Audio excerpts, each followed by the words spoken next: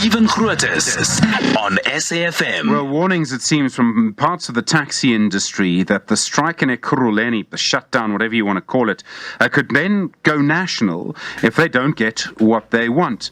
And essentially, as I understand it, the National Taxi Alliance, one of the parties involved in this, they say that there are bus routes that are operating in Ekerhuleni that have been run sort of by bus operators. They want 30% of those bus routes because they created the routes, is the argument. Time and time again, as you know, we've seen the taxi industry engaging in behavior like this. 2 people were killed yesterday. It's still not entirely clear what happened, but I understand they were members of the taxi industry. This happened in Ekerhuleni. Theo Malele is the spokesperson for the National Taxi Alliance. Theo, good morning. Good morning, Stephen. Firstly, the action continues today. Why? There was no breakthrough yesterday, I presume. Stephen, there was a breakthrough late last night.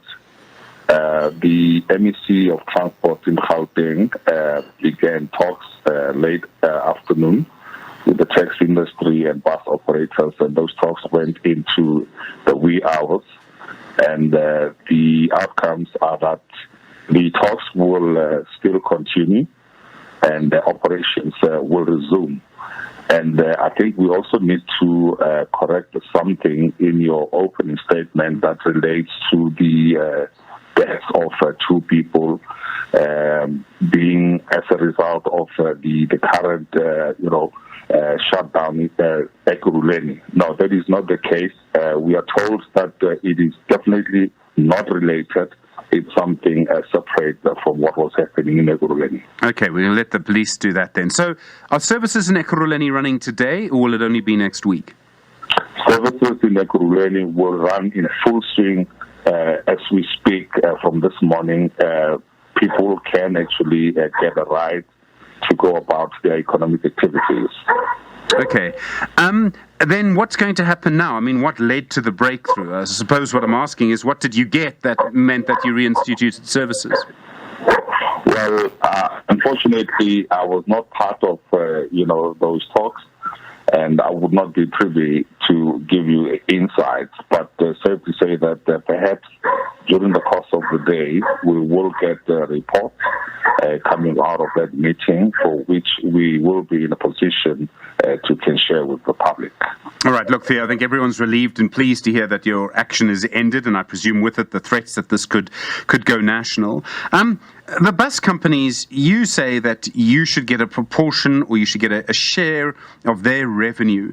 Why do you say that? You say that because you created the routes, but I mean, wouldn't the routes always exist from, say, parts of Mamelodi to parts of Ekerhuleni, or from Tembisa to other centres? I mean, can you really say you created those routes when those routes would have always existed because of the economics of our country? Look, the actual contract itself that has been awarded to these bus operators clearly stipulates that 30% should be given to the taxi industry to service. So, which was not the case with this incident. Now, the roads are a shared space, Stephen, and these roads obviously have always been in existence, but the route gets nurtured because it gets serviced on a daily basis, and people get used to it, knowing very well where to find transport that is going into a particular direction on a particular day. So this then says the taxi industry has nurtured these routes throughout the years. The unfortunate part, rather, was that the bus operations were allowed to operate along the same route that the taxi industry is utilizing. So there was no proper communication, which is why, this whole thing, blew out of proportion. Okay. Theo, I have to put it to you, and I mean, you and I know each other. We've had the same debate for years. Sometimes it's an argument, Theo, but let's try and keep it a debate. The fact is that the taxi industry uses violence to get what it wants. And yesterday you had a shutdown. We all know that if someone ever tried to go and stop taxi operators from operating their services because they wanted a share of their revenue, there would be utter chaos. And the fact is that, I mean, it seems to me that the way that the taxi industry behaves, the use of violence is very effective for you. It works, doesn't it? No, the usage of violence is barbaric, Stephen. And those that are actually found to be perpetrating such acts should face the full might of the law. So there is no sitting where I have been part thereof where violence was part of an agenda of some sort. It has always been that we have to steer clear from violent activities and rather, opt for dialogue. So, unfortunately, there are bad elements within the taxi industry who would be seen to be perpetuating such barbaric acts. And for those, it is just unfortunate that if we can identify them, let's do that.